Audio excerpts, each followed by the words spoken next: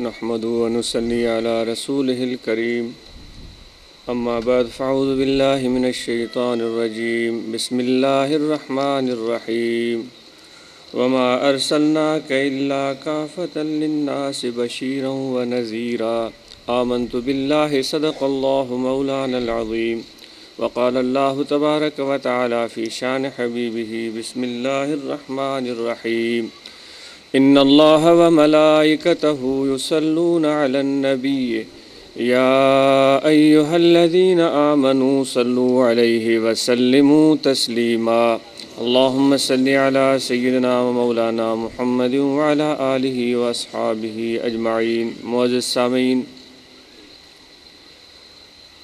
الحمدللہ یہاں دور سفر کر کے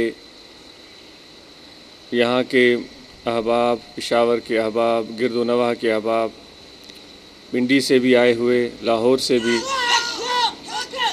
ان سب احباب کے ساتھ مل بیٹھ کر اللہ تبارک و تعالیٰ کا ذکر اور اس کی یاد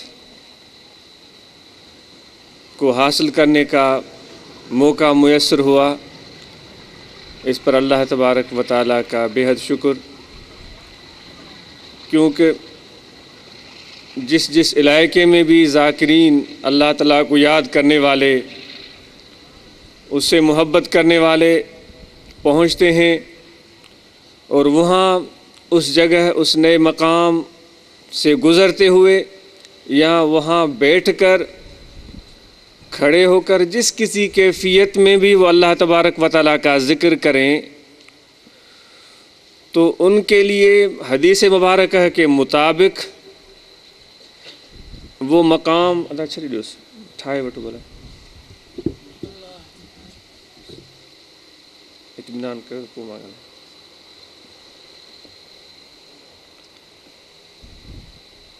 میں عرض کر رہا تھا درود شریف پڑھیں اللہم صلی علی سیدنا و مولانا محمد وعلی آلہ و اصحابہ اجمعین. مجھے تو اس اسپیکر کا بھی شوق نہیں ہوتا. چند لوگ سامنے جو بیٹھے ہیں وہ سن سکتے ہیں، لیکن ہمیں بڑا شوق ہوتا ہے کہ بڑے اسپیکر باہر ہوں اور خوب شور و غل ہو. وہ گزرتے ہوئے لوگ سننا چاہیں سننا نہ چاہیں، لیکن باہر شور و غل ہو. ذاتی طور پر مجھے اس سے کوئی دلچسپی نہیں ہوتی. یہ آج تو چاہتا ہے کہ نیچے بیٹھ کر چند احباب جو سامنے بیٹھے وہ آواز سن سکتے ہیں، ان تک پیغام پہنچ سکتا ہے.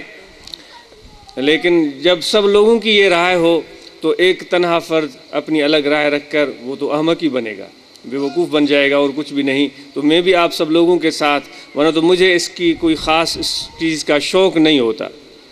تو میں عرض کر رہا تھا کہ جس نئے مقام پر، نئی جگہ پر وہ لوگ پہنچتے ہیں، اللہ تعالیٰ کا ذکر کرتے ہیں، حدیث مبارکہ کے مطابق وہ نیا مقام، وہ نیا شہر، وہ نئی جگہ روز قیامت اللہ تعالیٰ کی بارگاہ میں اس کے لیے ایک گواہ کی صورت میں پیش کی جائے گی.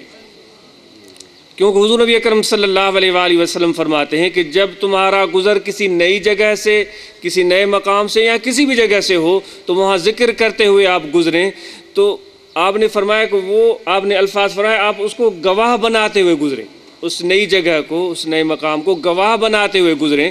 تو صحابہ نے پوچھا یا رسول اللہ صلی اللہ علیہ وسلم وہ کیسے گواہ بنے گا؟ آپ نے فرمایا ذکر کرتے ہوئے جب وہاں سے گزریں گے تو وہ جگہ، وہ مقام، وہ درخت، وہ پہاڑ آپ کے لیے گواہ کی حیثیت میں آخرت میں بارگاہ الہی میں پیش ہوگا، اور اللہ تعالیٰ اس سے پوچھے گا بتاؤ تمہارے قریب سے یہ میرا بندہ کس کیفیت میں گزرا تھا؟ اس درخت سے، اس دریا سے، اس سمندر سے، اس پہاڑ سے پوچھا جائے کہ کس کیفیت میں گزرا تھا. تو وہ پہاڑ، وہ درخت، وہ سمندر، وہ مکان، وہ شہر، وہ گاؤں قیامت کے دن اللہ تعالیٰ کی بارگاہ میں گواہی دے گا کہ یا الہ العالمین یہ تمہارا بندہ جب میرے قریب سے گزرا تھا تو تجھے یاد کر رہا تھا، تیرے ذکر میں مشغول تھا. تو اس کی گواہی کو اللہ تبارک و تعالیٰ قبول فرمائے گا اور اس کی بخشش کا اعلان فرمائے گا. تو یہاں پر آ کر، یہاں کے احباب سے مل کر بیٹھ کر اللہ تبارک و تعالیٰ کا ذکر کرنا، یہ ہمارے لیے تو بہت بڑی نعمت ہے کہ ایک نئے شہر میں ہم پہنچے، نئے لوگوں کے ساتھ ہماری ملاقات ہوئی. کچھ لوگ تو ایسے تھے جو مہربانی فرما کر وہاں ہمارے ہاں آتے رہے، ملاقاتیں ان کے ساتھ رہیں. کچھ لوگ ایسے تھے جن کو ہم نے پہلی مرتبہ یہاں دیکھا، ان سے ہماری ملاقات ہوئی، ان سے بات چیت ہوئی، اور پھر ان کے ساتھ مل کر اللہ تعالیٰ کا ذکر کیا، تو یہ ایک ہمارے لیے ایک نئے گواہ، ایک نیا مکان، ایک نئی گواہی اور ایک نئے دوست کی صورت میں نئی گواہی اللہ تعالیٰ کی بارگاہ میں پیش کی جائے گی۔ یہ ہمارے لیے بڑا اعزاز ہے۔ ایسی محفل میں بیٹھنا جہاں اللہ تعالیٰ کا ذکر کرنے والے موجود ہوں، ان کے ساتھ مل بیٹھ کر ذکر کرنا، اس کا مقام، اس کا مرتبہ اتنا بلند ہے کہ حدیث مبارکہ میں آتا ہے ہم الجلساء لا یشکا جلیسہم، یہ ذکر کرنے والے لوگ ایسے ہم نشین ہیں کہ ان کے ساتھ بیٹھنے والا کبھی بھی محروم نہیں ہو سکتا۔ مجھے تو یقین ہے کہ اتنے ذکر والوں کے ساتھ بیٹھ کر، اتنے احباب محبت کرنے والے اللہ کے ساتھ اور اس کے رسول مکرم صلی اللہ علیہ وآلہ وسلم کے ساتھ، ان کے ساتھ مل بیٹھ کر ذکر کرنا میرے لیے تو بہت بڑی سعادت، بہت بڑا اعزاز ہے۔ مجھے یقین ہے کہ آج کے دن میں محروم نہیں ہوں، مجھے رحمت الہی سے ضرور حصہ ملے گا۔ آپ کے دل میں بھی یہ احساس ہونا چاہیے، یہ دل میں احساس ہو، یہ چیز نہیں ہونی چاہیے کہ وہاں جا کر ہم دیکھیں گے کہ وہ کیا بولتے ہیں، اور پہلے سے ہی دل میں خدشات، اعتراضات اور طرح طرح کے خیالات دل میں اگر پیدا ہو جائیں تو پھر نیت صاف نہیں رہتی، یکسوئی حاصل نہیں رہتی۔ اگر نیت صاف نہ ہو، قلب صاف نہ ہو، تو پھر اس قلب پر رحمت الہی کی بارش ہو بھی جائے تو اس کا کما حقو اس کو فائدہ حاصل نہیں ہو پاتا۔ بارش تو پورے جہان پر برستی ہے، جس طرح یہاں گزشتہ دنوں ماشاءاللہ بارشیں ہوئیں، پورے جہان پر بارش برستی ہے، لیکن جس زمین پر قطرے آتے ہیں بارش کے، اس زمین کی صلاحیت کے مطابق اس پر اثر انداز ہوتے ہیں۔ اگر وہ زمین اچھی فطرت کی حامل ہے، اگر وہ زمین زرخیز ہے، اگر وہ زمین ایسی ہے جس میں صلاحیت ہے کچھ اگانے کی، تو وہ بارش پڑنے کے بعد اس سے طرح طرح کے پودے اگاتے ہیں، گھاس اگاتی ہے، فصل اگتے ہیں، ان میں پھول لگتے ہیں، خوشبو بکھر جاتی ہے۔ وہ زمین کی صلاحیت کی وجہ سے ہوتا ہے۔ کچھ زمینیں ایسی ہوتی ہیں جو بالکل بنجر اور غیر آباد ہوتی ہیں، بارش کے بعد وہ آباد ہو جاتی ہیں، لیکن کچھ زمینیں ایسی بھی ہوتی ہیں جن پر بارش برستی ہے لیکن وہاں کچھ اگتا نہیں۔ پتھر پر بارش برس جائے، پہاڑ جو بالکل ہی پتھر کا ہو، اس پر بارش کتنی ہی کیوں نہ برسے لیکن وہاں کوئی پودا نہیں اگتا، وہاں کوئی ہریالی نہیں آتی، وہاں کوئی سبزہ پیدا نہیں ہوتا۔ تو اس لیے وہ دل جن دلوں میں نرمی اور رقت ہو، جن دلوں میں محبت الہی کی طلب اور جستجو ہو، تو ان پر جب اللہ کی رحمت کی بارش برستی ہے تو ان کے خوف خدا میں اضافہ ہو جاتا ہے، ان کی محبت الہی میں اضافہ ہو جاتا ہے، ان کے عشق میں اضافہ ہو جاتا ہے۔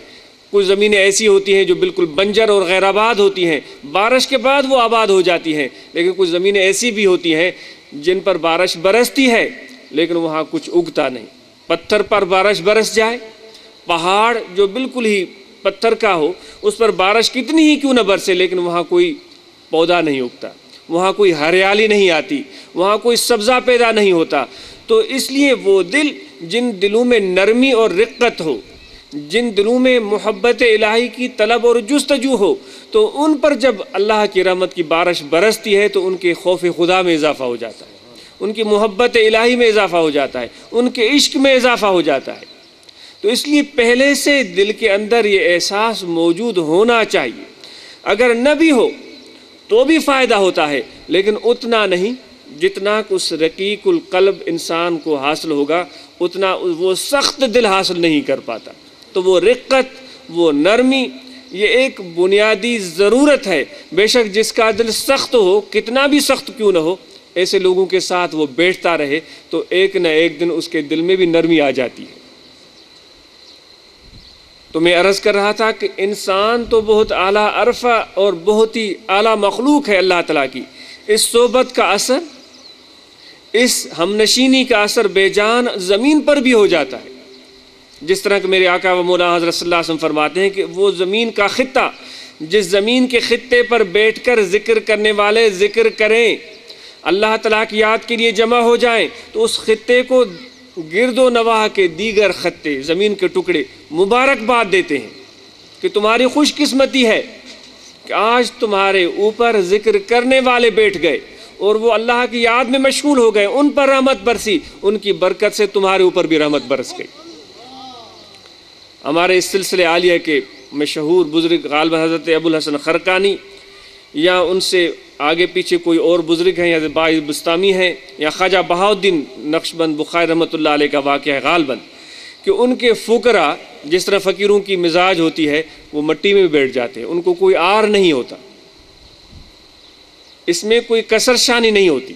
میرے آقا و مولا حضرت صلی اللہ علیہ وآلہ وسلم باہر تشریف لے آتے تھے تو آپ ریت پر بیٹھ جاتے تھے، کوئی کپڑا نہیں ہوتا تھا، کوئی تکلف نہیں ہے آپ کو، وہاں بیٹھ کر صحابہ سے مجلس فرما دیتے تھے، ان کے ساتھ گفتگو کر لیتے تھے۔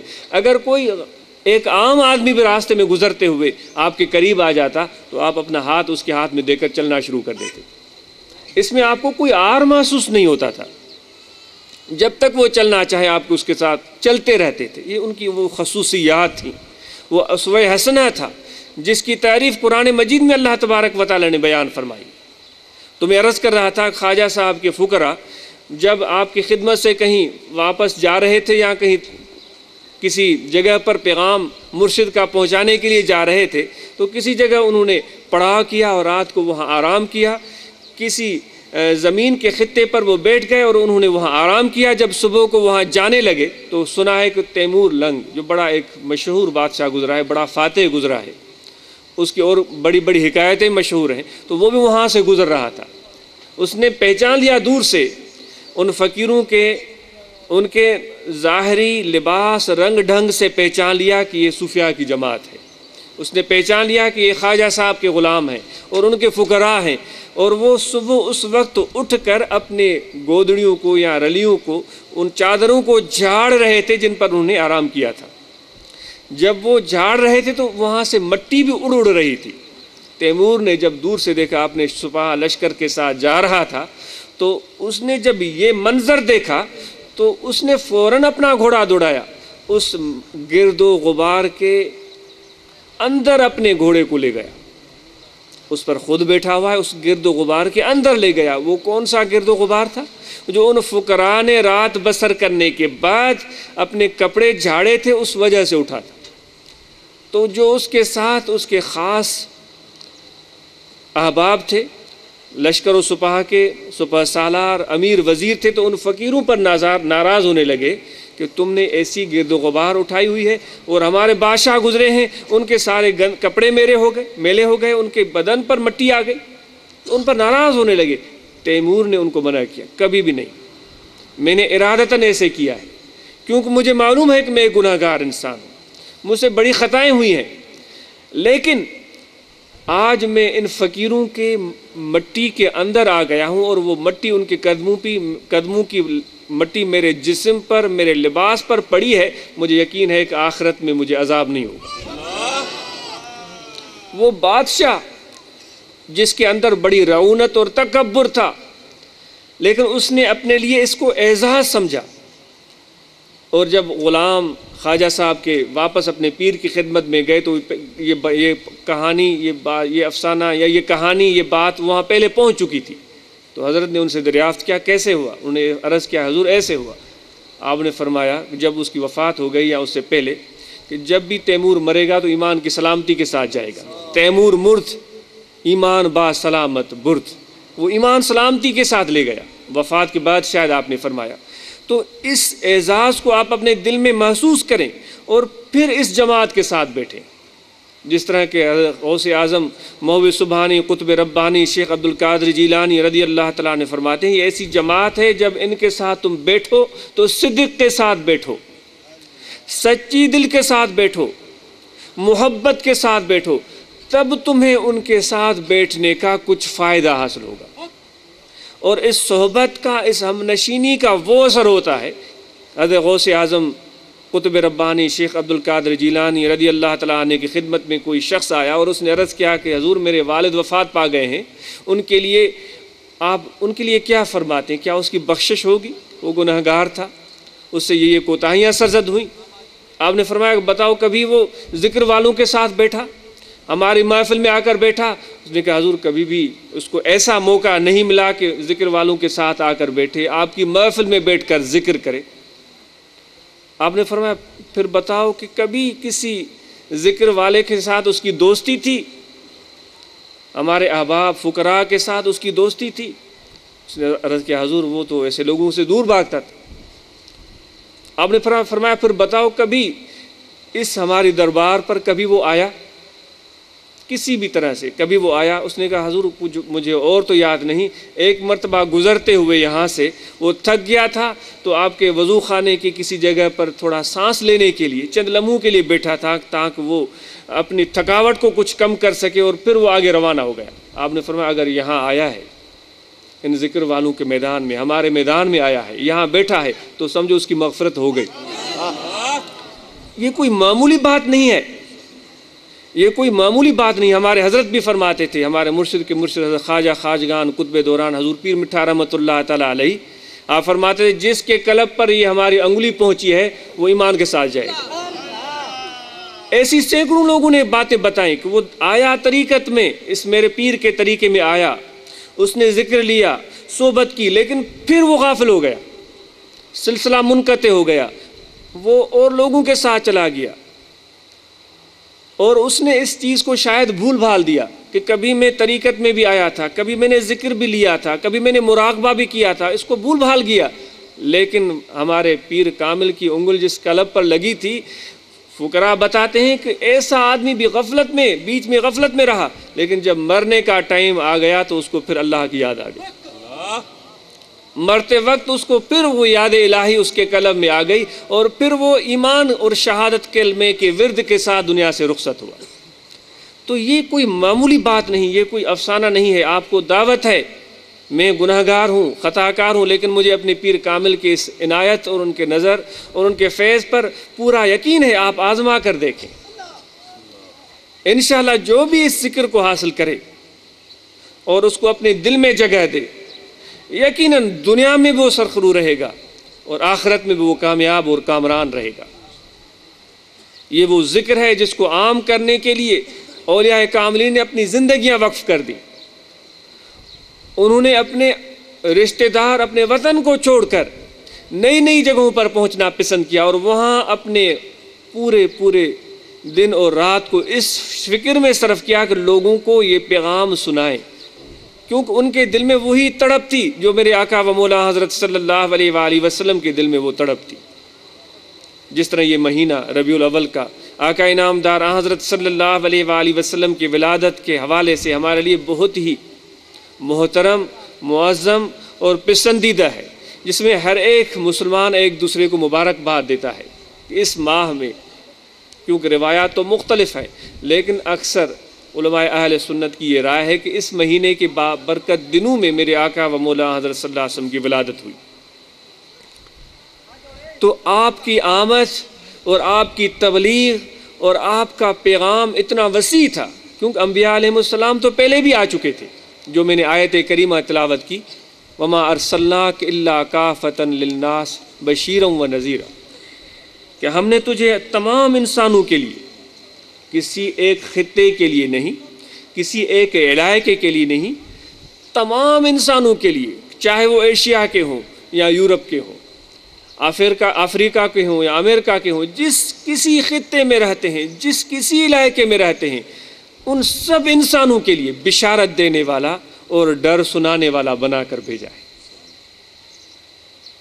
اور واقعتاً آپ میرے آقا و مولا حضرت صلی اللہ علیہ وسلم کی سیرت کو دیکھیں اور آپ کے پیغام کو دیکھیں، آپ کے طریقے تبلیغ کو دیکھیں، اور اس سے پہلے آنے والے انبیاء علیہ السلام کے طریقہ کار کو دیکھیں، ایک واضح فرق آپ کو نظر آئے گا۔ انہیں انبیاء علیہ السلام نے اپنے اپنے علاقوں کے لوگوں کو تبلیغ کی۔ جو شام میں آیا تھا اس نے شام کے علاقے میں تبلیغ کی، کوئی عراق میں آیا تھا تو اس نے وہاں تبلیغ کرنا شروع کر دی، اور ایک ایک وقت میں سینکڑوں انبیاء علیہ السلام اس زمین کے خطے پر موجود رہے۔ لیکن سب سے آخر میں میرے آقا و مولا حضرت صلی اللہ علیہ وآلہ وسلم کی بعثت ہوئی، تو آپ نے ابتدا تبلیغ کی یوں کی کہ اپنے رشتہ داروں کو، اپنی عزیز و اقارب کو، مکے والوں کو دعوت دی، وحدانیت کی دعوت دی، اللہ تعالیٰ کی ذات پر ایمان لانے کی دعوت دی، ملائکہ کے اوپر ایمان لانے کی دعوت دی، گزشتہ کتابوں پر جو اللہ نے نازل فرمائے ان پر یقین اور ایمان لانے کی دعوت دی، ان سب رسولوں پر ایمان لانے کی دعوت تھی۔ ایک منفرد طریقہ تھا۔ ان پر ایمان لانے کے ساتھ ساتھ ان کو یہ بھی ان کے ایمان کا حصہ تھا کہ حضور نبی کریم صلی اللہ علیہ وسلم کی رسالت پر ایمان لائیں اور تسلیم کریں کہ آخر الزمان نبی ہیں۔ اور اس کے ساتھ آپ نے 5 اعمال بھی بتائے کہ کلمہ شریف پڑھو، نماز کی ادائیگی کرو، رمضان مبارک کے روزے رکھو، زکوٰۃ جن پر واجب ہے وہ زکوٰۃ ادا کریں، حج جن پر فرض ہے وہ حج ادا کریں۔ تو ان ارکان کی بھی آپ نے ان سب کو تلقین فرمائی۔ اور اس کے بعد صرف اس مکے کے علاقے تک آپ کی تبلیغ محدود نہیں تھی، بلکہ آپ کے ذہن میں، آپ کے فکر میں اتنی وسعت تھی کہ آپ نے اپنے صحابہ میں سے ایسے لوگوں کو تیار کیا اور ان کو خطوط لکھ کر دیے کہ تم ایران کی کسریٰ کی طرف چلے جاؤ، تم روم کے قیصر ہرقل کی طرف چلے جاؤ، کسی کو کہا کہ نجاشی کی طرف چلے جاؤ، اور ان کو خطوط لکھ کر کے دیے اور ایسے احباب کو تیار کیا جس علاقے میں جس صحابی کو بھیجا پہلے وہاں کی لوکل زبان سیکھنے کی اس کو تلقین فرمائی۔ اگر ایران کی طرف جا رہے ہو تو وہاں کی زبان سیکھو کہ تاکہ تم بادشاہ کے سامنے یہ پیغام دیتے ہوئے تمہیں کوئی دقت نہ ہو۔ تو وہاں کی زبان جاننے والے لوگوں کو خطوط لکھ کر دیے اور پوری دنیا تک آپ نے وہاں اس وقت کے جتنے بھی مشہور معروف بادشاہ تھے ان سب کی طرف خطوط روانہ کی۔ ایسی مثال پہلے کسی نبی کی زندگی میں ہمیں نہیں ملتی۔ یہ آپ کی وسعت فکر تھی، یہ آپ کی دعوت کی وسعت تھی، اور اللہ تبارک و تعالیٰ نے آپ کو یہ اجازت دی تھی کہ پوری دنیا کے لوگوں کے لیے آپ کو بھیجا گیا ہے، سب انسانوں کے لیے بھیجا گیا ہے۔ تو اس طرح آپ نے اپنی تبلیغ کی ابتدا کی، اور آپ کی تبلیغ پر آپ کا پیغام لے کر جو لوگ جاتے تھے ان کو تلقین ہی یہی فرماتے تھے کہ 2 چیزوں کا، کہ جب تم تبلیغ کے لیے جاؤ تو لوگوں کو راہ حق کی طرف بلاؤ، اور وَجَادِلْهُمْ بِالَّتِي هِيَ أَحْسَنُ، اور ان کے ساتھ نرمی کے ساتھ بات کرو، شدت نہ آنے پائے، تمہارے گفتگو میں سختی نہ ہو، تمہارے کلام میں نرمی ہو، لوگوں کو محبت اور پیار سے اپنی طرف کھینچو۔ جس قدر تمہارے کلام میں نرمی ہوگی اور لوگوں کے ساتھ تمہارا اٹھنا بیٹھنا ان کے ساتھ نرم رویہ ہوگا، اتنا زیادہ تمہارے طرف وہ مائل ہو جائیں گے۔ حضرت طفیل بن عمر ایک قبیلہ، دوست قبیلہ یا کسی طرف تشریف لے گئے، حضرت صلی اللہ علیہ وسلم نے آپ کو بھیجا، چند دنوں کے بعد آئے، انہیں عرض کیا یا رسول اللہ صلی اللہ علیہ وسلم لوگ راغب نہیں ہو رہے، ابھی تک میں صرف اپنے والد کو ہی دعوت دے کر مسلمان بنا سکا ہوں اور لوگ راغب نہیں ہو رہے۔ آپ نے فرمایا تمہارے کلام میں سختی ہوگی، تمہارے رویے میں سختی ہوگی، اب تم جاؤ اور زیادہ نرمی کے ساتھ اور زیادہ محبت کے ساتھ ان لوگوں کو بلاؤ۔ یہی نہیں بلکہ یہ آپ کا اپنا طریقہ تھا۔ جب مکہ میں بڑا میلہ لگتا تھا، نام اس کا مشہور ہے، اس میں بہت سارے لوگ ہر طرف سے آ جاتے تھے، کوئی بکریاں لے آتا، کوئی اونٹ لے آتا، کوئی گائیں لے آتا، کوئی گھوڑے لے آتا، وہاں تجارت کرتے تھے۔ آپ اس میلے میں اندر جا کر مختلف علاقے سے آئے ہوئے لوگوں کے قبیلوں میں پہنچ جاتے تھے، ان کو دعوت دیتے تھے، ان کو وحدانیت کی تلقین فرماتے، ان کو اللہ کا کلام سناتے تھے۔ کچھ لوگ سنتے تھے اور کچھ لوگ آپ سے لڑ پڑتے تھے، گالیاں بکتے تھے، لیکن آپ ان کی ان سخت رویے کی شکایت کرنے کے بجائے خاموشی سے ان کی باتوں کو سنتے تھے، اور مایوسی کا نام نشان بھی آپ کے چہرے مہرے پر نظر نہیں آتا تھا۔ اولو العزم پیغمبر تھے، کسی بھی مرحلے پر اپنے اس پیغام حق کو سناتے ہوئے کبھی بھی آپ مایوسی کا شکار نہیں ہوئے، کیونکہ اللہ پر آپ کا بھروسہ کامل تھا۔ وہی لوگ جو اس میلے میں آنے کے وقت آپ کے ساتھ سخت رویہ رکھتے تھے، جب فتح مکہ کے دن وہ لوگ مسلمان ہوئے تو انہوں نے برملا اقرار کیا، آپ کے قدموں میں گر پڑے، یا رسول اللہ صلی اللہ علیہ وسلم آپ نے ہمیں پہلے دعوت دی تھی، آپ نے ہمیں پہلے بلایا تھا، لیکن ہم نے گالیاں دی تھیں، ہم نے آپ کو تکلیف دی تھی، آپ کے بے ادبی کی تھی۔ اس وقت آپ سب لوگوں میں ہمارے لیے ناپسندیدہ ترین شخصیت تھے، لیکن وہ آپ کا اخلاق حسن، آپ کی محبت، آپ کی نرمی آج ہمیں یہاں کھینچ کر لائی ہے، آپ کے قدموں میں ہم گرے ہوئے ہیں۔ تو اس سے کیا درس ملتا ہے؟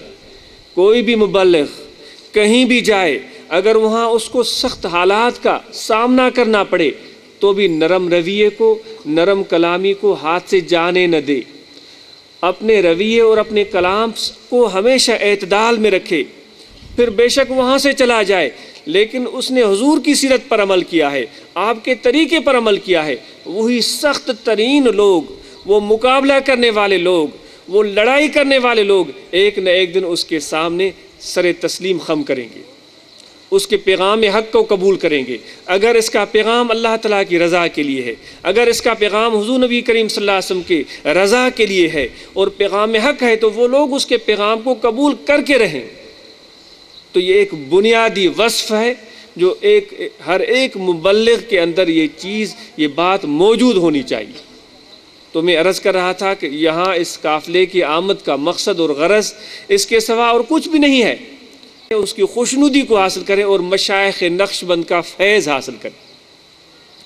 فیض اس قلب کو ملتا ہے جس قلب میں انکساری ہو، عاجزی ہو، جس قلب میں طلب اور جستجو ہو، اور جس قلب میں یہ چیزیں موجود نہیں ہیں تو اس کو چاہیے کہ وہ صحبت کرے، وہ ساتھ رہے۔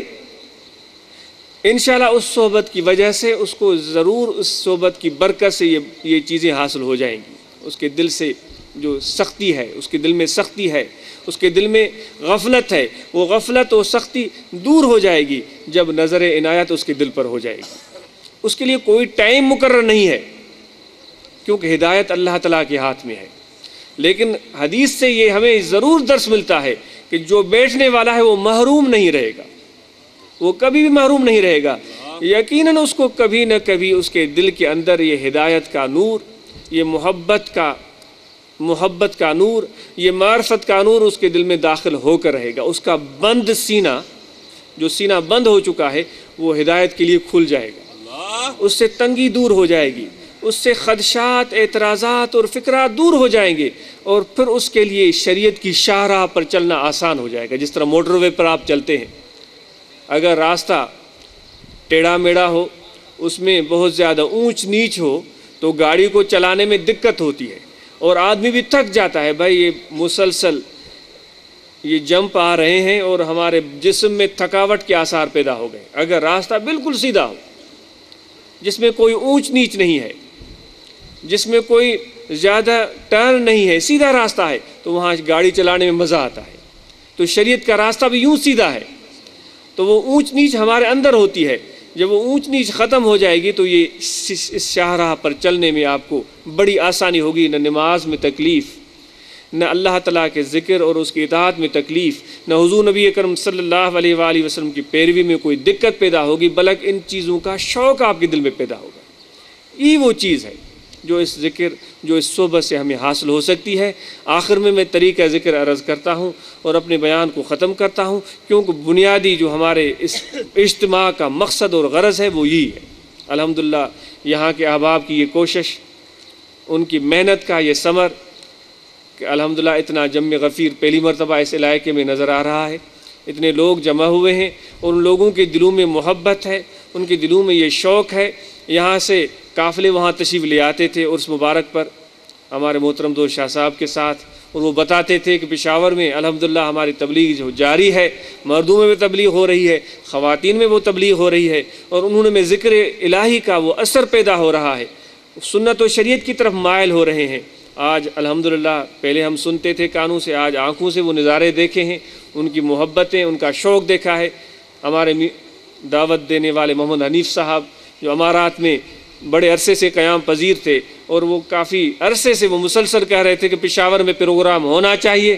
یہ ہماری کوتاہی تھی، اپنی مصروفیات، جب وہاں ہوتے ہیں تو اتنی ساری مصروفیات، اتنے سارے کام ہوتے ہیں کہ سوچتے ہیں کیسے کام ہوگا، کیسے جائیں گے، لیکن واللہ یہ حقیقت ہے، اس میں کوئی رتی برابر مبالغہ نہیں ہے۔ جب ان سب مصروفیات کو چھوڑ کر ان اللہ والوں کے ساتھ، ان نیک لوگوں کے ساتھ، ان ذکر والوں کی جماعت میں شامل ہو کر یہ آج نکلتا ہے تو مجھے تو کچھ بھی یاد نہیں ہوتا، پیچھے کیا مصروفیتیں تھیں، کیا کام تھے، کیا کچھ تھا، کچھ بھی یاد نہیں ہوتا۔ اور الحمدللہ اتنی اطمینان طمانینت قلب حاصل ہوتی ہے، اتنی یکسوئی حاصل ہوتی ہے کہ اس طرح گھر بیٹھے وہ یکسوئی اور طمانینت حاصل ہو نہیں پاتی۔ تو اس قافلے میں اس جماعت کے ساتھ چلنا اور ان کے ساتھ رہنا، اپنے گھر بار اور کاروبار کو کچھ عرصے کے لیے چھوڑ دینا کوئی نقصان اور گھاٹے کا سودا نہیں ہے۔ آپ آزما کر دیکھیں، پہلے سے بہتر آپ کے کام ہوتے رہیں گے۔ ہم سمجھتے ہیں کہ شاید اپنے دھندے کو، اپنی تجارت کو ہم خود چلا رہے ہیں، جبکہ اللہ تعالیٰ فرماتا ہے کہ میں تمہارا بھی نگہبان ہوں اور تمہارے اہل کا بھی میں نگہبان ہوں۔ تو اس بات کو ہم سنتے تو ہیں کہ سب کام اللہ تعالیٰ کے حکم سے ہوتا ہے، لیکن نفس ہمیں یہ مشورہ دیتا ہے نہیں، تم خود کر رہے ہو۔ اب یہ آپ کو دعوت ہے، کبھی آزما کر دیکھیں، آپ نکلیں اللہ تعالیٰ کے ذکر والے ان بندوں کے ساتھ، ان کے ساتھ بیٹھ کر ذکر کریں اور اللہ والوں کا فیض حاصل کریں، ان کی نسبت حاصل کریں، دیکھیں آپ کے پیچھے کام کیسے ہوتے ہیں۔ اللہ کبھی بھی اس میں کمی نہیں آئے گی، کبھی بلکہ اس میں اضافہ ہونے کی امید ہے اور برکت حاصل ہونے کی امید ہے۔ تو اس لیے آپ اللہ تعالیٰ پر بھروسہ کریں، جس طرح قرآن مجید میں اللہ تعالیٰ فرماتا ہے الیس اللہ بکاف عبدہ، کہ اللہ تبارک و تعالیٰ اپنے بندے کے لیے کافی نہیں ہے۔ حضرت سیدنا صدیق اکبر رضی اللہ تعالیٰ عنہ کا وہ واقعہ، امیر عمر فاروق رضی اللہ تعالیٰ عنہ فرماتے ہیں کہ میں ہمیشہ دل میں سوچتا تھا کہ صدیق اکبر ہر میدان میں بازی لے جاتے ہیں، کبھی مجھے موقع ملا تو میں ان سے بازی لے جاؤں گا۔ مجھے رشک آتا تھا ان پر، ان کی محبت پر، ان کے عشق پر، جو حضور پر ان کا ایک عشق اور ان کی محبت غالب ہوتی تھی۔ یہاں تک کہ ایک صحابی رسول فرماتے ہیں، غالباً حضرت ابو ہریرہ فرماتے ہیں کہ ایک مرتبہ کسی غزوہ میں یا کسی سفر میں ہم جا رہے تھے، حضور نبی اکرم صلی اللہ علیہ وسلم ہمارے ساتھ تھے، تو ایک جگہ آپ نے رات کو قیام فرمایا۔ صحابہ کا معمول تھا کہ آپ کے خیمے کے باہر وہ پہرا دیتے تھے، تو صحابہ نے اپنی باری مقرر کی کہ فلاں صحابی 1 گھنٹہ یا 2 گھنٹہ یا اتنا ٹائم وہ چوکی دے گا، اس کے بعد فلاں کی باری، اس کے بعد فلاں کی باری۔ تو سیدنا صدیق اکبر رضی اللہ تعالیٰ عنہ نے بھی یہ اپنے لیے ایک وقت صحابہ کے مشاورت سے رکھا۔ وہ کہتے ہیں ان کے بعد میری باری تھی۔ جب میں وہاں پہنچا تو میں نے دیکھا کہ حضرت صدیق اکبر رضی اللہ تعالیٰ عنہ خیمے کے باہر، کوئی مختصر سا ٹائم تو تھا نہیں، 15-20 منٹ کی بات تو تھی نہیں، مسلسل وہاں کافی ٹائم سے وہ پہرا دے رہے ہیں، لیکن دوڑ لگا رہے ہیں، بھاگ رہے ہیں، جس طرح کوئی طواف کرتا ہے بیت اللہ کا، اس طرح وہ خیمے کے چاروں طرف بھاگ رہے ہیں، اور یہ بھی خیال رکھ رہے ہیں کہ اندر حضور کے آرام میں کوئی خلل واقع نہ ہو۔ وہ کہتے ہیں جس طرح میں نے وہ تشبیہ دیتے، جس طرح مست اونٹ ہوتا ہے اور وہ جب اپنی مستی میں ہوتا ہے تو اس کو کسی کا کچھ پتہ نہیں ہوتا۔ میں نے جب آپ کی یہ کیفیت دیکھی، میں قریب آیا اور میں نے آپ کو آواز دی۔ آپ نے وہاں سے فرمایا کون ہے؟ انہوں نے کہا میں نے اپنا نام بتایا، میں فلاں ہوں۔ آپ نے فرمایا میں اس کو نہیں جانتا۔ میں نے کہا میں تو آپ کا دوست ہوں، آپ کے ساتھ رہتا ہوں۔ آپ نے فرمایا میں کسی کو نہیں جانتا۔ وہ صدیق اکبر اتنے فنا تھے اپنے نبی کی محبت اور عشق میں، انہوں نے فرمایا کہ میں حضور کے سوا کسی کو نہیں جانتا۔ بڑی کافی ٹائم کے بعد جب ان کے وہ جذب کی حالت میں کمی آئی تو پھر انہوں نے مجھے پہچانا، اور آپ کی رفتار میں کمی آئی، اور پھر انہوں نے مجھے اجازت دی۔ انہوں نے کہا خبردار اگر ادھر آئے ہو تو تمہاری جان کی خیر نہیں ہے۔ کون ہو؟ میں کسی کو نہیں جانتا، کوئی بھی میرے قریب نہ آئے۔ تو وہ محبت اور عشق آپ کے سینے میں تھا۔ تو عمر فاروق فرماتے ہیں میرے دل میں خواہش تھی کبھی میں ان سے بازی لے جاؤں، تو آپ نے ایک مرتبہ حضور نبی اکرم صلی اللہ علیہ وسلم نے فرمایا کہ آج جو کچھ بھی تمہارے گھر میں زائد ہے، ہم غزوہ میں جا رہے ہیں، ہم جہاد کے لیے جا رہے ہیں، جو کچھ آپ کے گھر میں زائد ہے وہ لے آئے۔ تو وہ کہتے ہیں ہم گھروں میں تشریف لے گئے، صدیق اکبر بھی تشریف لے گئے، عمر فاروق بھی چلے گئے۔ وہ کہتے ہیں میں نے اپنے پورے گھر کے سامان کو جمع کیا اور ان کو 2 حصوں میں تقسیم کیا، ایک حصہ اپنے گھر میں چھوڑا، باقی ایک حصہ یعنی پورا آدھا حصہ میں حضور کی خدمت میں لے آئے۔ آپ نے فرمایا عمر کے لیے کیا لے آئے ہو اور کیا چھوڑ کر آئے ہو؟ عرض کیا یا رسول اللہ صلی اللہ علیہ وسلم میں نے آدھا سامان گھر میں چھوڑا ہے بچوں کے لیے اور آدھا آپ کی خدمت میں حاضر کیا۔ آپ نے فرمایا سنت اچھا کیا۔ پھر صدیق اکبر تشریف لے آئے، انہوں نے بھی جو کچھ تھا وہ خدمت میں پیش کیا۔ آپ نے فرمایا صدیق کیا لائے ہو اور کیا چھوڑ کر آئے ہو؟ صدیق اکبر رضی اللہ تعالیٰ نے عرض کیا، یا رسول اللہ صلی اللہ علیہ وسلم، دنیا کی صورت میں جو کچھ بھی میرے گھر میں تھا سب کچھ گھر سے نکال کر آپ کی خدمت میں لے آئے۔ آپ نے فرمایا گھر میں پھر کیا چھوڑا بچوں کے لیے؟ اس نے عرض کیا، یا رسول اللہ صلی اللہ علیہ وسلم، اللہ اور اس کے رسول کا نام میں گھر میں چھوڑ کر آیا ہوں، یہ میرے لیے کافی۔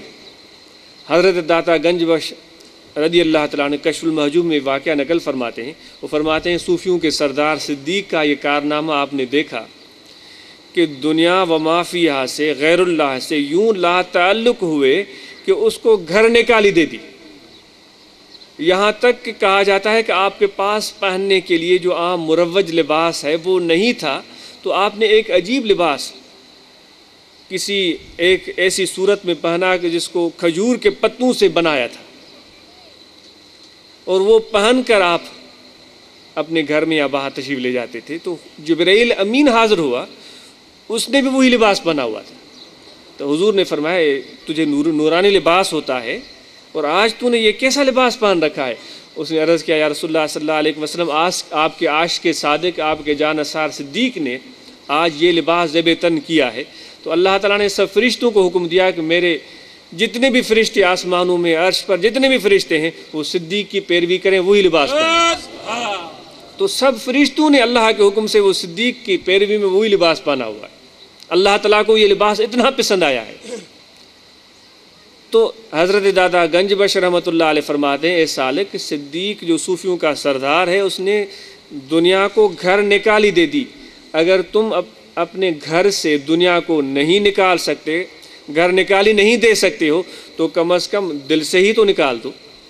دل سے ہی نکلنا چاہیے، اس کی طلب اور جستجو، اس کا حرص اور ہوس وہ دل سے نکلنا چاہیے۔ اور یہ تب ممکن ہوتا ہے جب ایسے باصفا لوگوں کی صحبت میں بیٹھا جائے، ان کا توجہ، ان کی نگاہ دل پر پڑے، تو واقعی اس دل سے دنیا کو نکالی مل جاتی ہے۔ پھر اس کی علامت کیا ہوتی ہے؟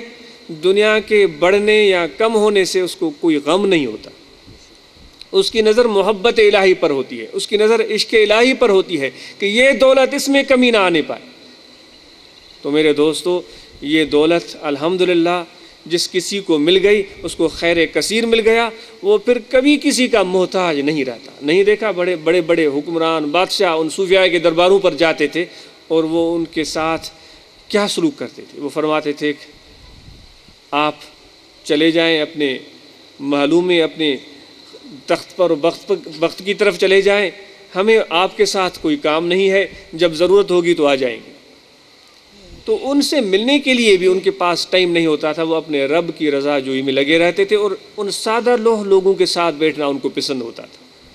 تو یہ ہے وہ استغنائی جو ذکر کی برکت سے اور ذکر والوں کی صحبت سے حاصل ہوتی، ورنہ تو ہم بظاہر دیندار لوگ اگر کوئی ایم پی ایم این اے آ جائے تو ان کو بڑے سلام کرتے ہیں، ان کے ساتھ بیٹھتے ہیں اور ان کی منتیں کرتے ہیں، اور ان کی ہم چاپلوسی کرتے ہیں کہ کچھ دنیا کا فائدہ اس سے حاصل کر سکیں، لیکن ان کے دلوں میں استغنائی ہوتی تھی۔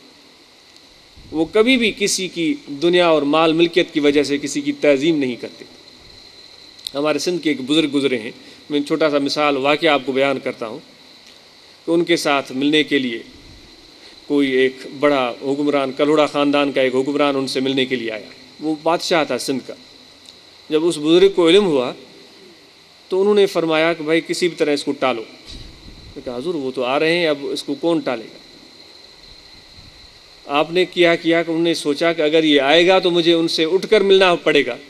بلکہ یہ ہوا تھا کہ وہ بزرگ کسی شخص کی سفارش کے لیے، ایک سید آیا تھا اس بزرگ کے پاس کہ حضور میری مدد کریں، انہوں نے میرے ساتھ ظلم کیا ہے، میں واقعہ عرض کر کے بیان ختم کرتا ہوں۔ اس بادشاہ کے پاس چلیں۔ انہوں نے فرمایا کہ میں کبھی بھی نہیں جاتا۔ انہوں نے مجبور کیا کہ میں اہل بیت ہوں، تو وہ بزرگ اللہ والے اس اہل بیت کی تعظیم میں اس بادشاہ کی طرف جانے کے لیے تیار ہوئے۔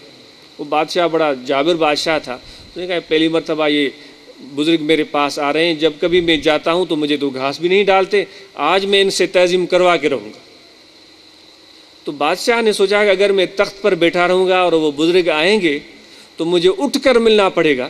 تو وہاں سے وہ کھسک گیا اور اپنے خادم کو کہا کہ جب وہ مولانا صاحب یا بزرگ صاحب آ جائیں تو ان کو کہہ دیں کہ توشہ خانہ کے معائنہ کے لیے بادشاہ چلے گئے. تو انہوں نے اپنے دل میں یہ سوچا کہ وہ بیٹھ جائیں گے، جب میں آؤں گا تو میرا اٹھ کر استقبال کریں گے. اب میں اگر بیٹھا رہوں، وہ بزرگ آ جائیں گے تو مجھے اٹھ کر کھڑا ہونا پڑے گا. کتنی انسان کے دل میں رعونت ہوتی ہے، تکبر ہوتا ہے. یہ خوار کرتا ہے انسان، یہ رسوائیوں سے دوچار کرتا ہے. یہ عزازیل کو بھی ہی تکبر تھا. اللہ تعالیٰ نے فرمایا کہ میرے پیغمبر کو سجدہ کرو، اس نے کہا اس کو میں سجدہ کروں، میں تو آتش سے بنایا گیا ہوں، یہ مٹی سے بنایا گیا ہے، میں اس کو سجدہ نہیں کروں گا. تو ہمیشہ کے لیے وہ خوار اور خراب ہو گیا. بارگاہ الہی سے اس کو نکال دیا گیا، حالانکہ عبادت بھی کرتا تھا، فرشتوں کے ساتھ بھی رہتا تھا. اس تکبر کی وجہ سے ہمیشہ کے لیے محروم ہو گئے. ایک نشان عبرت بن گیا سب لوگوں کے لیے. جب وہ درویش وہاں آئے تو ان کو لوگوں نے بتایا کہ حضور بادشاہ تو چلے گئے ہیں توشہ خانے کی معائنے کے لیے. تو وہ اس کی حرکت کو وہ سمجھ گئے. آپ نے فرمایا ٹھیک ہے، اگر کہے ہیں تو جانے دیں. انہوں نے وہاں پر آپ کے ساتھ جو چادر تھی وہ بچھائی اور نماز شروع کر دی، کیونکہ وہ جانتے تھے کہ وہ کیا ہم سے توقع رکھتا ہے. وہ نماز شروع کر دی. وہ جب نماز پڑھتے رہے تو مجبور کافی ٹائم کے بعد بادشاہ کو آنا پڑا. بڑا جزبز ہوا کہ بھائی عجیب معاملہ ہو گیا، اب میں بیٹھ جاتا ہوں تو بھی اچھا نہیں لگتا.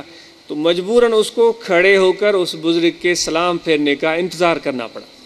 وہ اس لیے نہیں کر رہے تھے کہ بادشاہ پر اپنی بزرگی کا روب جمائے، بلکہ اس تکبر کا علاج کر رہے تھے، اس کے تکبر کا علاج کر رہے تھے. تو جب انہوں نے سلام پھیرا تب تک بادشاہ وہاں کھڑا رہا.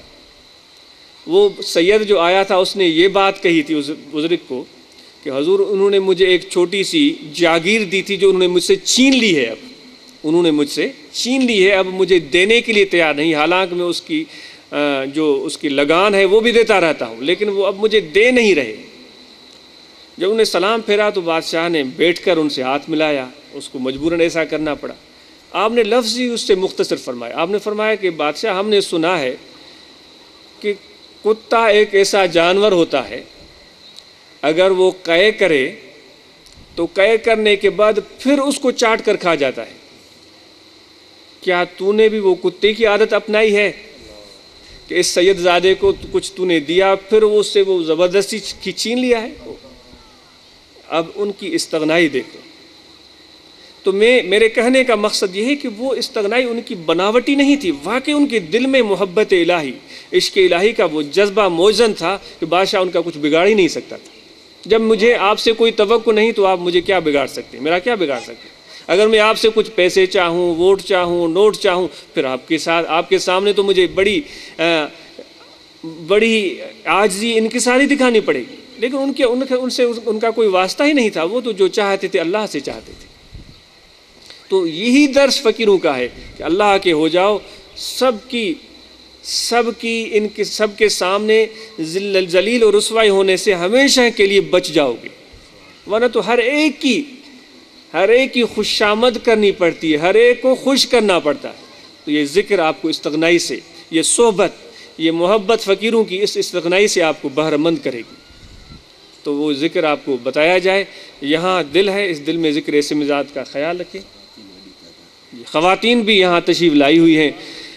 تو اللہ کی نیک بندیاں، آپ کی محبت اور شوق دیکھ کر ہمیں بڑی خوشی ہوئی ہے. جب یہاں سے خطوط آتے تھے قاسم جان صاحب کے اور احباب کے کہ یہاں خواتین کا پروگرام ہوتا ہے اور وہ مل بیٹھ کر اللہ کا ذکر کرتی ہیں، وہ مل بیٹھ کر ختم خواجگان پڑھتی ہیں اور ہمارے مشائخ کو ایصال ثواب کرتی ہیں، ان کا فیض حاصل کرتی ہیں. میرے کہنے کا مقصد یہ ہے کہ وہ استغنائی ان کی بناوٹی نہیں تھی، واقعی ان کے دل میں محبت الہی، عشق الہی کا وہ جذبہ موزن تھا کہ بادشاہ ان کا کچھ بگاڑ ہی نہیں سکتا تھا. جب مجھے آپ سے کوئی توقع نہیں تو آپ مجھے کیا بگاڑ سکتے ہیں؟ میرا کیا بگاڑ سکتے ہیں؟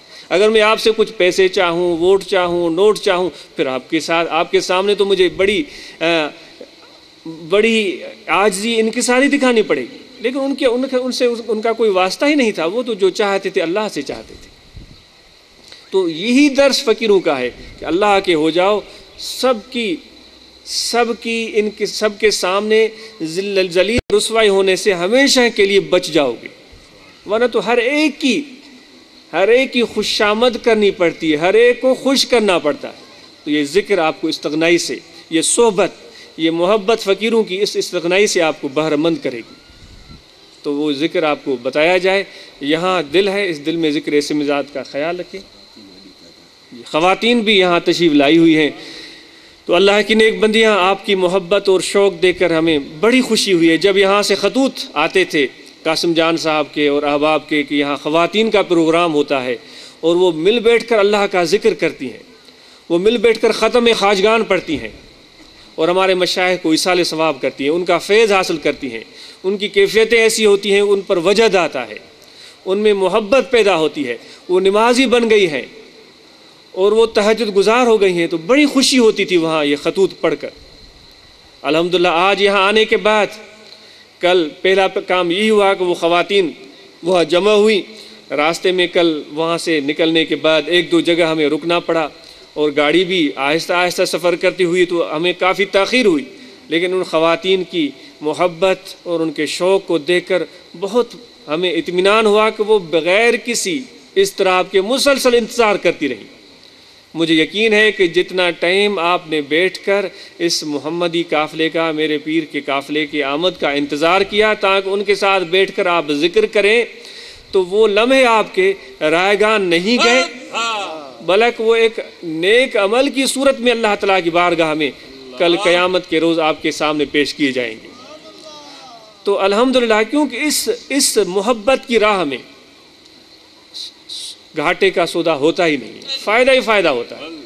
بس صرف بات یہ ہے کہ آدمی وہ دنیاوی نفع نقصان سے بالاتر ہو جائے، بھائی میرا ٹائم اتنا ضائع ہو گیا، میرا پیسہ برباد ہو گیا، میرا یہ ہو گیا، اس نفع نقصان سے بالاتر ہو کر سوچے تو اس کو فائدہ ہی فائدہ ملتا۔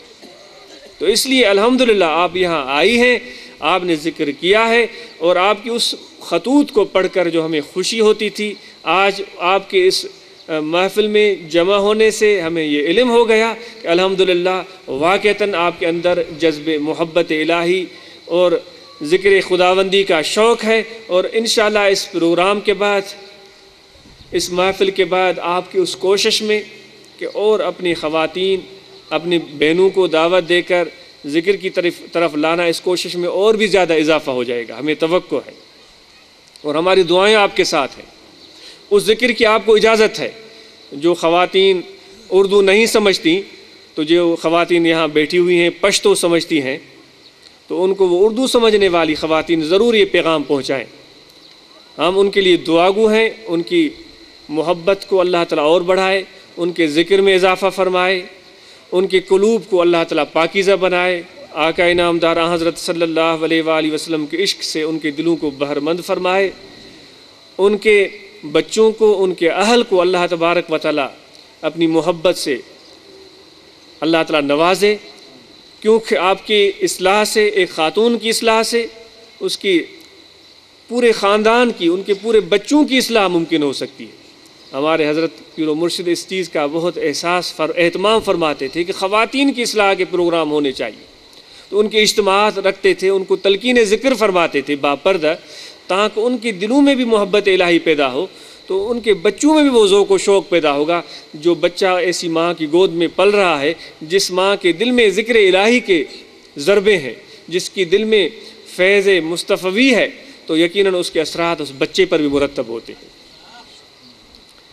ایک فقیر مجھے بتا رہا تھا کہ میں نے ایک عجیب اسرار دیکھا کہ دو بچے آپس میں وہ جو گولیوں سے کھیلتے ہیں، پتہ نہیں ہم تو سندھی میں ان کو گولیاں کہتے ہیں، اردو میں آپ یا پشتو میں کچھ اور کہتے ہوں گے۔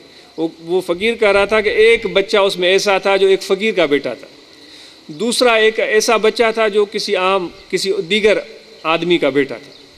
وہ کہہ رہے ہیں جب وہ گولیوں سے دوسری گولی کا نشانہ لے رہا تھا تو عام آدمی کا بیٹا جب اس کا نشانہ لگ جائے تو اس کی زبان سے گالی نکلتی تھی یا کوئی ایسا بیہودہ لفظ نکلتا تھا، جب فقیر کے بیٹے کا وہ نشانہ لگ جاتا تو وہ اللہ کہتا تھا۔ وہ کہتا ہے میں یہ اسرار دیکھ کر حیران رہ گیا کہ جس گھر میں جس کی ماں اور جس کے باپ اللہ کا ذکر کرتے ہوں تو ان کے اثرات بچوں پر کیسے مرتب ہوتے ہیں۔ یہ کوئی معمولی بات نہیں ہے، یہ بہت بڑی بات ہے۔ ایک مرتبہ جو اللہ پکارے تو اس کے اللہ کہنے سے 70 مرتبہ اللہ اس کو جواب دیتا ہے، لبیک یا عبدی، لبیک یا عبدی، لبیک یا عبدی، میرے بندے میں حاضر ہوں، میں حاضر ہوں۔ تو یہ کتنا بڑا اعزاز ہے، کتنی بڑی بات ہے۔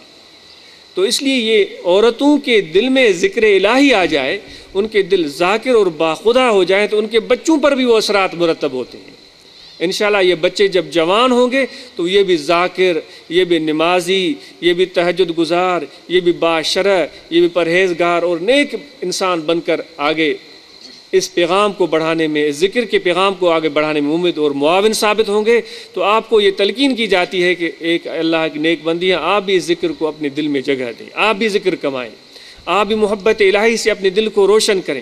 وہ ذکر کیا ہے؟ وہ قلبی ذکر ہے، بائیں جانب آپ کا دل ہے، اس دل میں ذکر اسم ذات کا خیال رکھیں، زبان آپ کے تعلق کے ساتھ چسپان ہو، توجہ آپ کا دل میں رہنا چاہیے، سانس اپنی جگہ پر آتا جاتا رہے، سانس بند کرنے کی ضرورت نہیں ہے، توجہ دل میں رہے کہ آپ کا دل بول رہا ہے اللہ اللہ اللہ اللہ اللہ اللہ۔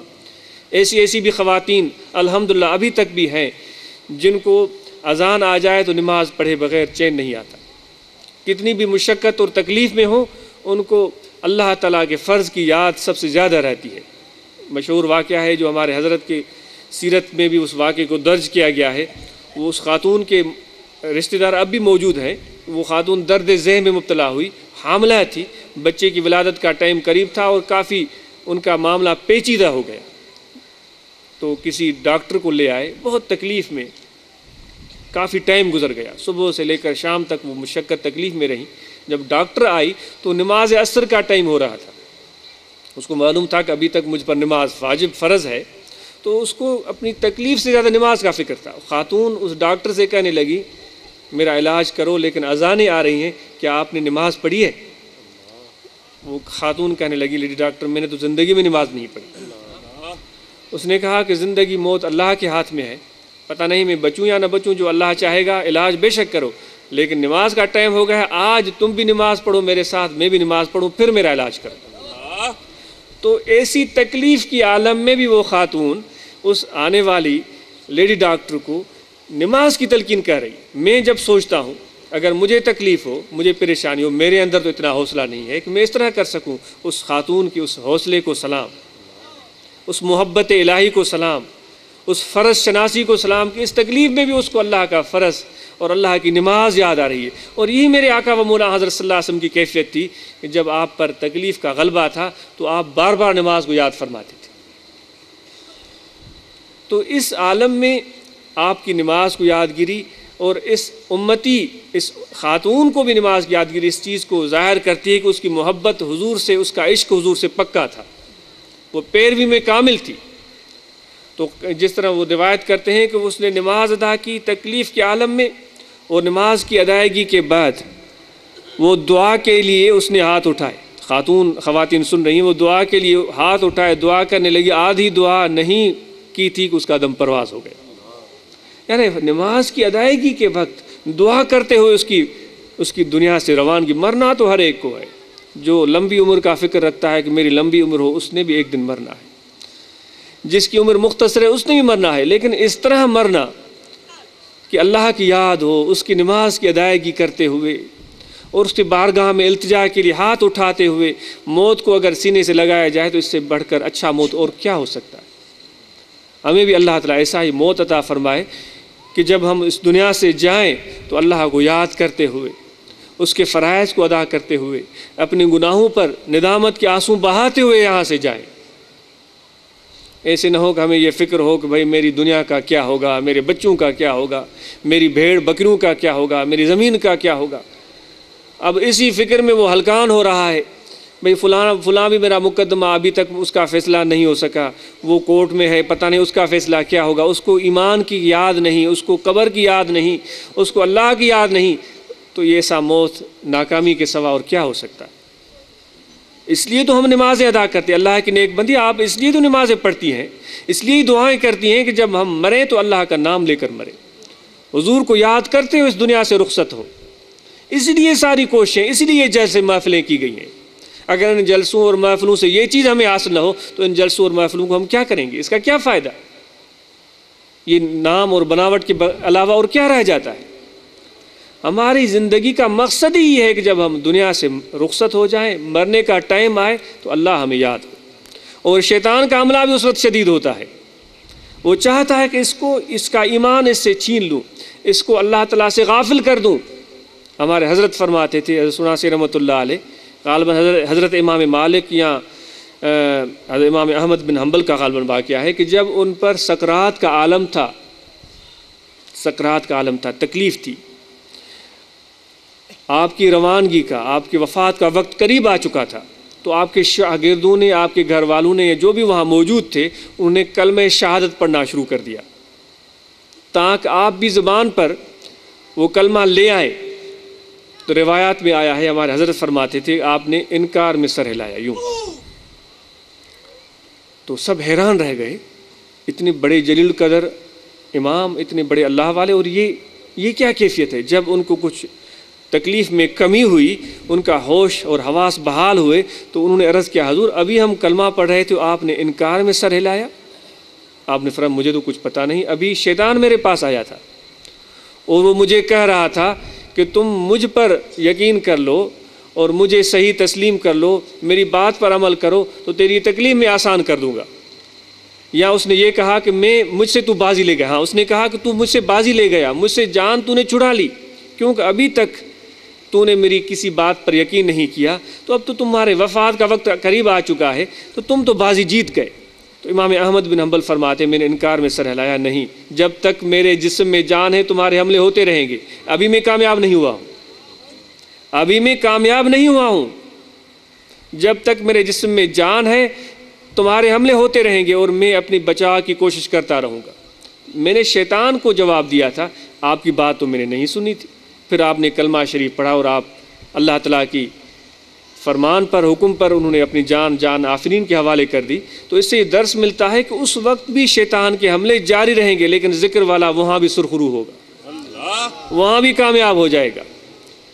تو اللہ کے نیک بندیاں اس ذکر کو مرتے دم تک نہیں چھوڑنا ہے۔ الحمدللہ یہاں پر بڑے عاشق، بڑے محبت والے محفل ذکر کا انعقاد کرتے رہتے ہیں، جس طرح میں نے ابھی بتایا، محمد حنیف صاحب، قاسم جان صاحب، ہمارے دوست جناب قبلہ شاہ صاحب یہاں آتے رہتے ہیں، ان کی محنتوں کا یہ ثمر ہے، ان کی کوششوں کا یہ ثمر ہے کہ الحمدللہ یہاں پر یہ سلسلہ عالیہ کی اشاعت ہو رہی ہے۔ ہمارے محترم دوست حاجی محمد سلام وزیر صاحب، اللہ تعالیٰ ان کو عمر دراز دے، ان کو خوش رکھے، ان کے اہل و عیال کو آباد رکھے۔ وہ کہہ رہے تھے کہ ہمیں ٹریکٹر چاہیے وہاں زمین کو آباد کرنے کے لیے، ان کا اشارہ تھا کہ کوئی وہاں ذکر بتانے والا آئے، تو شاعر نے ان کی ہمت اور شوق کو دیکھ کر کہا کہ بھائی آپ خود ہی جا کر وہاں ذکر کو تلقین کریں اور آپ وہاں پر اس پیغام کو عام کریں۔ تو الحمدللہ حکیم صاحب نے بڑی ہمت سے وہاں کام کیا ہے، ان کے احباب آئے ہیں، تو یہاں الحمدللہ یہاں سے دور سے ملاقات ہو گئی، ان سے بیٹھے بٹھائے گفتگو بھی ہو گئی، لیکن ان کو یہ بھی دعوت ہے کہ کچھ دن نکال کر کبھی اللہ آباد شریف میرے مرشد کا میخانہ ہے، میں تو ایک ادنا خادم ہوں، غلام ہوں ان کے فرمان سے جب تک انہوں نے ہمارے مشائخ نے پسند کیا میں کام کرتا رہوں گا، ورنہ تو یہ سلسلہ تو قیامت تک جاری رہے گا۔ مجھ سے بہتر لوگ آئیں گے جو اس کام کو اور بھی آگے لے جائیں گے، تو وہاں پر آپ تشریف لے آئیں، وہاں میرے پیر کی دربار ہے، وہاں ذکر والے رہتے ہیں، وہاں بیٹھ کر ذکر کریں، کچھ آپس میں ملاقات بھی ہو، تعارف بھی بڑھے۔ تو آپ سب احباب کو یہ پشاور، کرک یا جن علاقوں سے لوگ آئے ہیں ان کو دعوت ہے، آپ آنا جانا رکھیں۔ حاجی محمد سلام وزیر صاحب پیرانہ سالی میں کوئی عرس مبارک کبھی بھی انہوں نے کبھی مجھے یاد نہیں ہے کہ حاجی سلام صاحب وہاں نہ پہنچ سکے ہوں اس پیرانہ سالی میں ابھی اختر صاحب ان کے فرزند ہیں، ان سے کہہ رہا تھا کہ اب تو ان کو بھی یہ احساس ہونا چاہیے کہ وہ بھی آئیں جب حاجی صاحب اتنے پیرانہ سالی میں وہاں پہنچ جاتے ہیں۔ حالانکہ وہ عشق محبت کی وجہ سے حاجی سلام صاحب ہوں یا شاہ صاحب اسماعیل شاہ صاحب مجھے تو بالکل جوان لگتے ہیں، کیونکہ محبت جو ہے وہ کبھی بھی بوڑھی نہیں ہوتی، وہ محبت و عشق تو ہمیشہ جوان رہتا ہے، تو وہ ابھی میری نظر میں تو بالکل ہی جوان ہے، ہم سے بھی بہتر ہیں۔ تو انشاءاللہ آپ لوگوں کو بھی یہ دعوت ہے، نوجوانوں کو، کہ آپ بھی آنا جانا رکھیں، انشاءاللہ اس سے اور زیادہ فائدہ حاصل ہونے کی امید ہے۔ اور خواتین کو بھی یہ تلقین کی جاتی ہے کہ اپنی محفلوں کو جاری و ساری رکھیں، انشاءاللہ اس سے فائدہ اور برکت اور ترقی حاصل ہوگی۔ طریقہ ذکر میں نے عرض کر دیا ہے، زبان خاموش ہو، توجہ آپ کا دل میں ہو، سانس آتا جاتا رہے، وضو ہو یا نہ ہو، شہر میں، بازار میں، گھر میں، جہاں کہیں بھی ہو، آپ کا دل ذکر کر رہا ہے، ہر وقت توجہ دل میں رکھیں کہ دل بول رہا ہے اللہ اللہ اللہ اللہ اللہ اللہ۔ یہ ہے وہ ذکر قلبی، یہ ہے وہ سوغات جو آپ کے پاس لے کر ہم آئے ہیں، اور کچھ بھی نہیں ہے ہمارے ساتھ، محبت کے سوا اور کچھ بھی نہیں ہے۔ یہ ذکر ہے جو ہمارے پیر نے ہمیں بتایا، وہ ذکر آپ کے پاس لے کر آئے ہیں۔ اس ذکر کو کمائیں، اس دل کی ویران بستی کو آباد کریں۔ دل گلستان تھا تو ہر شے سے ٹپکتی تھی بہار، دل بیاباں ہو گیا عالم بیاباں ہو گیا۔ یہ دل میں گلستان ہو جائے تو انشاءاللہ پھر بہار ہی بہار آ جائے گی۔ تو یہ دل گلستان اللہ کے ذکر سے ہوگا، یہ دل گلستان مراقبہ سے ہوگا، یہ دل گلستان ذکر والوں کی صحبت سے ہوگا۔ تو اس لیے ذکر کو جاری کریں، سانس آتا جاتا رہے، جس کسی کیفیت میں ہوں، بیٹھے ہوئے، کھڑے ہوئے، لیٹے ہوئے، چلتے کھاتے پیتے، ہر وقت توجہ دل میں رہے کہ دل پکار رہا ہے اللہ اللہ اللہ اللہ اللہ اللہ، اور مراقبہ کریں۔ روزانہ کچھ ٹائم بیٹھ جائیں، آنکھیں بند کر لیں، توجہ دل میں رکھیں، یہاں دل ہے، یہیں پر ذکر کیا جائے گا، تو اس دل میں توجہ رکھیں کہ دل میں ذکر ہو رہا ہے، زبان خاموش ہو، دل میں ذکر ہو رہا ہے، اور حضور نبی اکرم صلی اللہ علیہ وسلم کا فیض مرشد کامل کے سینے سے قلب میں آ رہا ہے، دل ہمارا روشن اور منور ہو رہا ہے، اور ذکر اسم ذات کا ورد کریں، اللہ اللہ اللہ۔ یہ مراقبہ لطیفہ قلب پر کرتے رہیں، انشاءاللہ اس سے اور زیادہ اس قلب کو پاکیزگی اور اللہ تعالیٰ کی طرف عروج حاصل ہوگا۔ نماز پنجگانہ جماعت کے ساتھ ادا فرمائیں، خود بھی پڑھیں، اپنے اہل و عیال کو بھی نماز کی تلقین کریں۔ وضو بنائیں تو مسواک دیں، یہ حضور نبی اکرم صلی اللہ علیہ وآلہ وسلم کی سنت ہے۔ امامہ شریف باندھ کر کے نماز پڑھنا، یہ حضور نبی اکرم صلی اللہ علیہ وسلم کی سنت ہے۔ یہ شریعت و سنت پر پیروی ہماری اللہ تعالیٰ کی رضا کے لیے ہو تو اس سے اللہ تعالیٰ بہت خوش ہوتا ہے۔ داڑھی مبارک رکھنا، یہ حضور نبی اکرم صلی اللہ علیہ وسلم کی سنت ہے، چہار انگل کے برابر ہو۔ خواتین کو تلقین کی جاتی ہے کہ وہ جھوٹ سے، غیبت سے، لعنت ملامت کرنا، اور اسی طرح پڑوسیوں یا اپنے گھر والوں کے ساتھ بدسلوکی کرنا، ان سے آدمی بچتا رہے، اور آپ گھروں سے نکلیں تو باپردہ ہو کر نکلیں، اپنے جسم و لباس کو ڈھانپ کر نکلیں، یہ اللہ تعالیٰ کا حکم ہے۔ اور جب گھروں میں رہیں تو اپنے شوہر کا خیال رکھیں، اس کے حقوق کا خیال رکھیں، کیونکہ ایک عورت پر شوہر کے حقوق سب سے زیادہ ہیں، حتیٰ کہ والدین سے بڑھ کر شوہر کے حقوق ہو جاتے ہیں ایک خاتون پر۔ اور اسی طرح شوہر کی بھی ذمہ داری ہے کہ اپنی بیوی کے ساتھ محبت اور نرمی کا سلوک کرے۔ کتنی عظیم ہے وہ عورت جو ایک شوہر کے لیے، جس کو پہلے سے وہ جانتی نہیں، ایک اجنبی ہے اس کے لیے، اپنے اس عہد کی وجہ سے جو شریعت کی وجہ سے نکاح کی صورت میں قائم ہوا ہے، اپنے ماں باپ کو چھوڑ دیتی ہے، اپنے گھر بار کو چھوڑ دیتی ہے، اسے ایک فرد واحد کے لیے اس کے پاس چلی آتی ہے، تو اس شوہر پر بھی حق بنتا ہے کہ اس کو محبت دے، اس کی غلطیوں پر اس کو معاف کرے، ان کے ساتھ نرمی کرے، ان کے ساتھ اچھا سلوک کرے، ان کے ساتھ اچھی لہجے میں گفتگو کرے، تاکہ اس کے بچے جب بڑے ہوں تو وہ بھی اپنی ماں کا احترام کریں۔ اگر شوہر اس کو کم و بیش بولے گا، اس کے ساتھ گالی گلوچ کا سلسلہ، اس کی بے عزتی کا سلسلہ، تو پھر جب بچے جوان ہوں گے تو وہ بھی ماں باپ کے بے فرمان ہی بنیں گے، اور کیا ہوگا؟ جب کوئی شکایت لے کر آتا ہے کہ میرے بچے بے فرمان ہیں، تو مجھے یہی شک ہوتا ہے کہ اس میاں بیوی کا سلوک شاید آپس میں درست نہیں ہے، ان دونوں کا آپس میں اتفاق نہیں ہے، اس وجہ سے ان کے بچوں پر بھی وہ اثرات مرتب ہو جاتے ہیں۔ اس لیے بیوی کے ساتھ نرمی کا سلوک ہو، کیونکہ حضور نبی اکرم صلی اللہ علیہ وآلہ وسلم نے فرمایا کہ آپ میں سے سب سے پیارا مجھے شخص وہ ہے جو اپنے بچوں کے ساتھ اچھا سلوک کرے۔ آپ حضور کی نظر میں پیارے بننا چاہتے ہیں یا نہیں بچنا چاہتے؟ تو پھر آپ کا سلوک اپنے بچوں کے ساتھ نرم ہونا چاہیے، ان کو نماز کی تلقین کریں تو بھی نرمی سے۔ میں نے پہلے ہی عرض کیا کہ حضرت عمر بن طفیل آئے اور انہوں نے عرض کیا، یا رسول اللہ صلی اللہ علیہ وسلم، میں نے بڑی محنت کی ہے، نتیجہ نہیں نکل رہا ہے۔ آپ نے فرمایا نرمی سے کلام کرو اور ان سے پیار اور محبت کا اظہار کرو۔ تو یہ وہ طریقے ہیں جو حضور نبی اکرم صلی اللہ علیہ وسلم نے ہمیں سکھائے ہیں۔ تو بچوں کے ساتھ بھی آپ کا، اور اہل خانہ کے، اور عورت کو بھی چاہیے کہ جو شوہر کی پسند ہے اس کے مطابق وہ رہے، جس رنگ میں وہ اس کو دیکھنا چاہتا ہے اس رنگ میں رہے، شریعت کے خلاف نہ جائے۔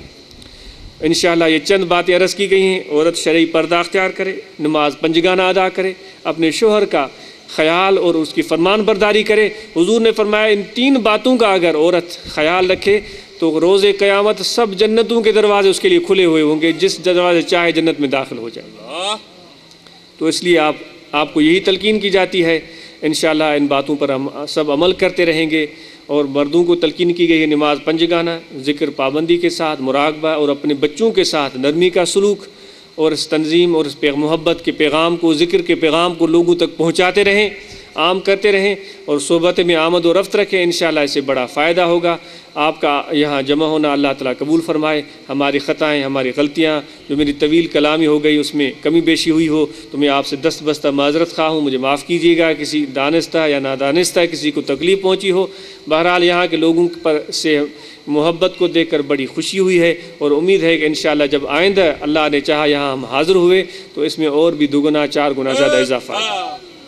جو احباب طریقہ عالم میں داخل ہونا چاہتے ہیں وہ اگلے دوست کے کندھوں پر ہاتھ رکھیں اور دعائیں پڑھتے آئیں۔ جو برکت کے لیے دعائیں پڑھنا چاہیں تو اس نیت سے پڑھ لیں، جو بیعت کی نیت سے پڑھنا چاہتے ہیں وہ بیعت کی نیت سے پڑھ لیں یا دعائیں پڑھ رہا ہے۔ بسم اللہ الرحمن الرحیم، آمنت باللہ۔ خواتین بھی جو موجود ہیں وہ بھی 2 زانو ہو کر بیٹھیں۔ مجھے امید ہے کہ اردو آپ سمجھتی ہوں گی، کیونکہ ابھی حاجی سلام صاحب اور شاہ صاحب گفتگو کر رہے تھے، مجھے حیرت ہو رہی تھی، 60-70% ہم ان کی پشتو کو سمجھ رہے تھے۔ میں سوچ رہا تھا یہ عجیب بات ہے، پہلے کبھی پشتو سمجھ میں نہیں آئی، مطلب کہ جب کوئی پشتو بولتا تھا تو ہم کھسک ہی جاتے تھے، پتہ نہیں یہ کیا بول رہا ہے۔ لیکن آج حیرت ہوئی کہ شاہ صاحب گفتگو فرما رہے تھے، مولانا سلام صاحب، تو ان کی گفتگو ہمیں سمجھ میں آ رہی تھی۔ مجھے امید ہے کہ جو پشتو دان خواتین ہیں وہ ہماری اردو کچھ سمجھ جائیں گی، کیوں سمجھ میں آ رہی تھی؟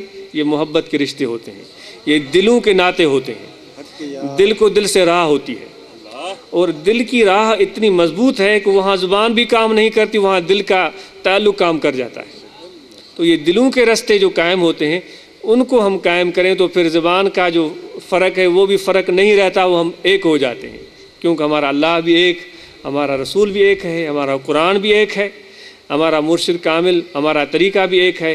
تو انشاءاللہ اس سے وہ تعلقات اور محبتیں دن بدن بڑھتی رہیں گی۔ دعائیں پڑھی جاتی ہیں، دعائیں پڑھتے ہیں۔ بسم اللہ الرحمن الرحیم، آمنت باللہ وملائکتہ وکتبہ ورسلہ والیوم الآخر والقدر خیرہ وشرہ من اللہ تعالی والبعث بعد الموت، اشہد ان لا الہ الا اللہ وحدہ لا شریک لہ واشہد ان محمدا عبدہ ورسولہ، استغفر اللہ تعالی ربی من کل ذنب واتوب الیہ۔ دعائے خیر جامع دعا ہے، خواتین کے لیے بھی دعا ہے، مردوں کے لیے بھی۔ آپ خود بھی گھروں میں دعا کیا کریں، میرے لیے اور اپنے لیے بھی، آپ سب کے لیے، سب نیک مقاصد کے لیے جامع دعا ہے۔ الحمدللہ رب العالمین۔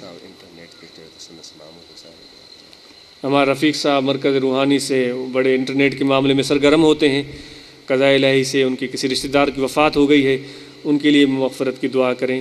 یہ انٹرنیٹ پر جو دوست دن رات کو شان ہیں ان سب کے لیے، جی سب کے لیے دعا ہے۔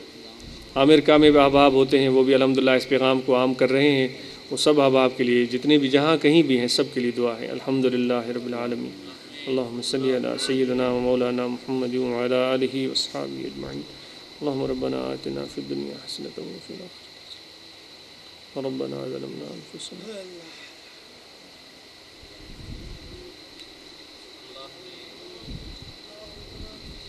ربنا تقبل منا انك انت السميع العليم وتب علينا انك انت التواب الرحيم۔ صلی اللہ تعالی علی خیر خلقہ ونور عرشہ سیدنا مولانا محمد وعلی۔ جن احباب نے اس پروگرام کو منعقد کیا ہے، دن رات اس کے لیے کوشش کی ہے، ان پشاور کے سب احباب کے لیے، سب ہمارے دوست چند آفتاب چند ماہتاب ہیں، بہت پیارے ہیں، الحمدللہ ان سب کے لیے حسن محمد حنیف صاحب نے دن رات کوشش کی ہے، اور قاسم جان صاحب ہیں، اور بہت سارے احباب جن کے ساتھ ابھی واقفیت ہوگی، اور ان کے ساتھ دل کے رشتے تو جڑے ہوئے ہیں، انشاءاللہ وہ زبانی کلامی بھی ان سے گفتگو ہوگی۔ ان سب کا یاد مشکور ہے جنہوں نے اس قدر ہمیں عزتیں محبتیں دی، ہمارے پیر کی وجہ سے، طریقہ عالیہ کی وجہ سے، ورنہ تو ہمیں کون جانتا ہے، کوئی صلاحیت ہی نہیں ہے۔ تو لیکن یہ سب عزتیں ہمیں اس طریقت کی وجہ سے، مرشد کی وجہ سے مل رہی ہیں۔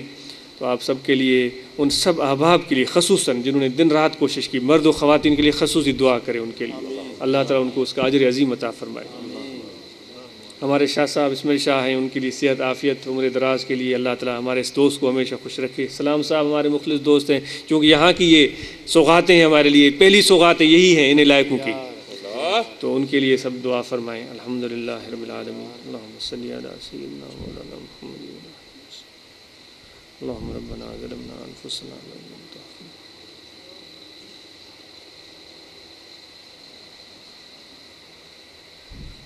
صلی اللہ تعالیٰ علی خیر خلقہ۔ عجمان اور عرب امارات کے دوستوں کو بھی یاد رکھیے گا، وہ بھی کافی محبت والے ہیں، ان کے لیے بھی صلی اللہ تعالیٰ علی خیر خلقہ ونور عرشہ سیدنا مولانا محمد وعلی آلہ وصحبہ۔